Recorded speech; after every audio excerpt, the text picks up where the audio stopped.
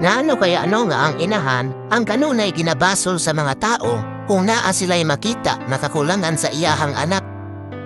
Pag madagma ang anak, basulon dayon ang inahan kay wala gibantayan.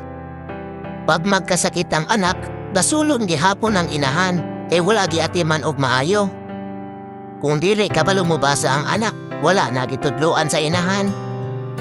Dili ba di ay pwede nga mahimong maayong inahan, bisan pa man og nangahitabo na sa iyahang anak?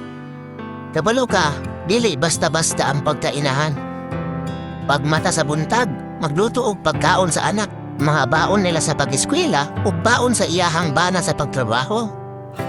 Unya pagkataod-taod, manglaba og mga sanina, manghugas og plato, manglimpyo sa gawas og sulod sa balay. Makapahuway ra gani og kadali, mangluto na pud og panihapon. Unya pagkaugma mo sayo na pud og mata, kay mag-prepare na pud sa ilahang mga pamahaw. Hangtod na lang matiguam, mao na'y ginabalik-balik na trabaho sa inahan. Ikaw karon kung pangutan-unta ka, kulang pa ba na para matawag nato silang maayong inahan?